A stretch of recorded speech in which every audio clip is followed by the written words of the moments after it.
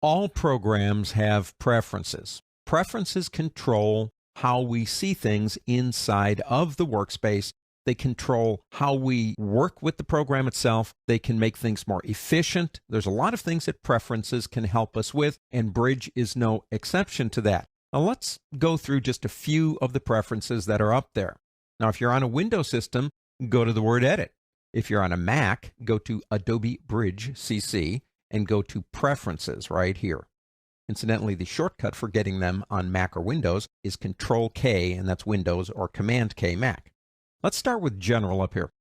In General Preferences, you have the ability to change the interface.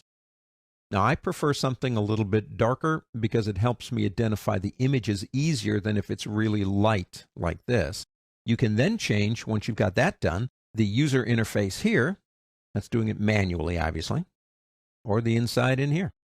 Let's go back to the default. Now, the accent color is actually, well, like this up here, it says Essentials. That's the accent color. You can change that to something else if you want to. Again, I'll take that back to default. Some of the behaviors, like for example, if you connect your camera, should it automatically launch the Adobe Photo Downloader? I typically don't want it to do that, so I leave those things off. Here are your favorites, which are over here. You can turn some of those off if you don't want them over here. Next lesson, we'll talk about how you add things to favorites. And you can reset all your dialog warnings. You know those boxes that come up sometimes and say, warning, if you do this, blah, blah, blah. Click here so you're not notified again. If you wish that would all come back, you can click there. Let's go to thumbnails. Let me move this over a little bit. In thumbnails, you will notice that the only thing we see is the name right here. But you can add other things. Date created, dimensions, keywords if you have any, size, or any combination. And if you don't like what it's got here, you can click here and anything. Anything that might help you identify the image and say, that's the one I want. You can add that.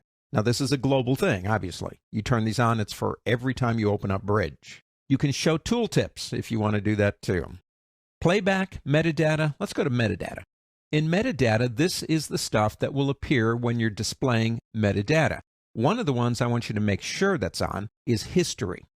History, if it's turned on, gives you everything you have ever done to that image as you work on it. I like that one. I always make sure that one's on. But the other stuff, like DICOM is for medical images. And although I'll leave this on because it's the default, that's not what I really need because I don't work in medical photography. So you can decide what stuff you want on. Labels, basically, that's what they mean now. Red is select, yellow is second. We'll get into labeling later, but basically you can change these if you want to. This is my favorite one. Actually, I should say most important one. File type associations.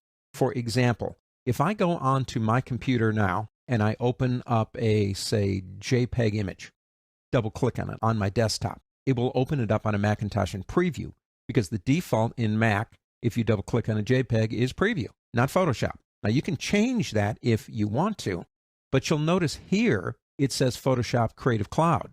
What does that mean? It overrides the operating system. You can choose whatever you want to for whatever images you have open or anything really. So when you're double clicking in the Bridge, it overrides what normally would happen in your operating system. Now the cache has two options here that are kind of important. One is compact. Bridge will save for you these thumbnails, and they're usually 100% previews, which means they're not small. But it means when you look at them, you can get a good idea of what it looks like in terms of quality and decide if you want to open it up. So I would leave that one on. But every once in a while, you might want to do a compact. Now, it optimizes the cache. Things can happen in the cache. It can even still have things in cache on images that are no longer there. By compacting it, it gets rid of all that stuff for you. Helps Bridge run more efficiently. Now, if you would like to start all over again, you can purge. Now, when you do that, all the cache, all the images, everything goes away and it starts from scratch. So when you first do that, although that's not a bad thing to do occasionally, when it first happens, Bridge is going to run a little bit slower for you until it gets caught up again. Last one I want to show you is startup scripts right here. Now, the one I really like, and you should turn this one on, it's not on by default, is Contact Sheet. We'll look at that later.